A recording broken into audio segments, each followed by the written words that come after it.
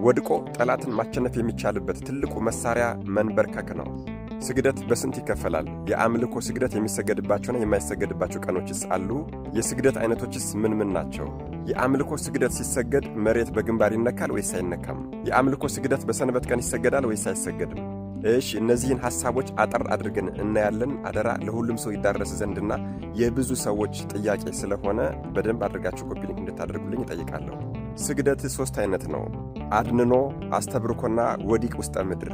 አድንኖ ማለት አንገትን ዘንበል አድርገው የሚጸልዩት የጸሎት አይነት የስግደት አይነት ሲሆን በአበይት በዓላት ማለትም መሬት ወድቆ መስገድ በማይፈቀድባቸው ቀኖች የምንጠቀመው የስግደት አይነት ነው። ይህም ማለት በአምስቱ የግዝት በዓላት ማለትም በሁለቱ ሰንበታት፣ በቅዱስ ሚካኤል በ12፣ በእመቤታችን በ21 እና በበዓለ እግዚአብሔር በ29 በአምስቱ የግዝት በዓላት እንዲሁም ደግሞ በጌታችን ንዑሳንና አበይት በዓላት እንዲሁም ደግሞ በእመቤታችን በ33ቱ በዓላት ይህንን ስግደት እንሰግዳለን ማለት ነው። መሬት ወድቀን ስለማንሰግድ በአድንኖ ወይም ደግሞ አንገትን ዝቅ በማድረግ እንሰግዳለን ማለት ነው። እንደዚህ ሆኖ መጸለይ ዕለተ ሞትን ለማሰብ ይረዳል። አዎ አድንኖ ስግደት ዕለተ ሞትን ለማሰብ ያግዘናል። አዎ እንኳን ለጌታችን ለምናከብረው ለምንወደው ሰው እንኳን አንገታችንን ዘንበል እያደረግን ሰላምታ እንሰጣለን። ይሄ አድንኖ ርዕስ ይባላል። አድንኖ ፍጹም ትሕትናን የምናሳይበትና የምንገልጽበት መንገድም ነው። እሺ፣ ሁለተኛው የስግደት አይነት አስተብርኮ ይባላል። ይሄ ደግሞ በጉልበት ተንበርክኮ መስገድ ወይም ደግሞ በጉልበት ተንበርክኮ ቀጥ ብሎ መጸለይ ማለት ነው። በአጭሩ አስተብርኮ ማለት በጉልበት መንበርከክ ማለት ነው። ጌታችን ሐሙስ ቀን በጸሎተ ሐሙስ በጌቴሴማኒ ተንበርክኮ እንደጸለየ እናውቃለን። ንጉሡ ዳዊትም በካህናቱና በእስራኤል ሕዝብ ፊት ተንበርክኮ ይጸልይ እንደነበረ ተጠቅሷል። በእግዚአብሔር ፊት መንበርከክ የፍጹም መገዛት ምልክት ሲሆን ፍጹም ተማህልሎ ያለው ጸሎት በመንበርከክ ይገለጻል። ወድቆ ጠላትን ማሸነፍ የሚቻልበት ትልቁ መሳሪያ መንበርከክ ነው። ሦስተኛው የስግደት አይነት ደግሞ ወዲቅ ውስጠ ምድር፣ መሬት ላይ እየወደቁ በግንባር እየነኩ መስገድ ነው። ይህ ስግደት በሰሙነ ሕማማት እጅጉን አብስተን የምንሰግደው የስግደት አይነት ሲሆን ይሄ የስግደት አይነት ደግሞ የአምልኮ ስግደትንም በደንብ አድርገን የምንፈጽምበት የስግደት አይነት ነው። ወደ ቤተ ክርስቲያን የሚገባ ሰው 3 ጊዜ ወድቆ በመነሳት ሰላምታ ሰጥቶ ወደ ቤተ ክርስቲያን ይገባል።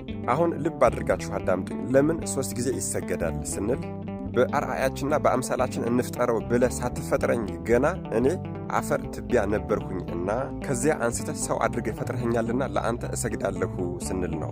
ሁለተኛው ስግደት ወይም ደግሞ ወድቆ መነሳት ደግሞ በኃጢአት በወድቅም እንኳን እንደወደቀ ይቅር እንደወጣ አይመለስ ሳትል በንስሐ ታድሰኛለህ ነፍሴንም ታስነሳታለህ ስንል ለእርሱ እንሰግዳለን ማለት ነው። ሦስተኛው ስግደት ወድቆ መነሳት ደግሞ በሞት ተይዤ በመቃብር ፈርሼ በስብሼ አልቀርም በዳግም ትንሣኤ በትንሣኤ ዘጉባኤ እንደምታስነሳኝ አምናለሁ ስንል ሦስተኛ እንሰግዳለን ማለት ነው። ይህንን እንግዲህ የውዳሴ ማርያም የአርቡ ትርጓሜ ላይ ታገኙታላችሁ። ሌላው ስግደት 2 አይነት ወገን አለው። የአምልኮ ስግደትና የጸጋ ወይም ደግሞ የምስጋና ስግደት ብለን እንከፍለዋለን። የአምልኮ ስግደት ለአምላካችን ለፈጠረን ለአጋዕዝተ ዓለም ቅድስት ሥላሴ ብቻ የሚገባ ስግደት ሲሆን የጸጋ የምስጋና የክብር ስግደት የምንለው ደግሞ እናታችን ቅድስተ ቅዱሳን ቅድስት ድንግል ማርያም ወላዲተ አምላክ እመብርሃንን ጨምሮ ለጻድቃን፣ ለሰማዕታት፣ ለደናግል፣ ለመነኮሳት ለሁሉም ለእግዚአብሔር ቅዱሳን የምናቀርበው ስግደት ደግሞ የጸጋ የምስጋና የክብር ይባላል ማለት ነው። ስለዚህ አሁን የሁሉም ሰው ጥያቄ ወደ ሆነው የአምልኮ ስግደት መጥተናል። የአምልኮ ስግደት እንዴት ይሰገዳል? ምን እየተባለ ይሰገዳል? የማይሰገድባቸው ቀኖችስ አሉ? የሚለውን ደግሞ በቀጣዩ ቪዲዮ ጠብቁኝ፣ እመጣበታለሁ። መድኃኔዓለም ኢየሱስ ክርስቶስ አስተዋይ ልቦናና ሰሚ ጆሮን ይስጠን። አሜን። ይቆየን።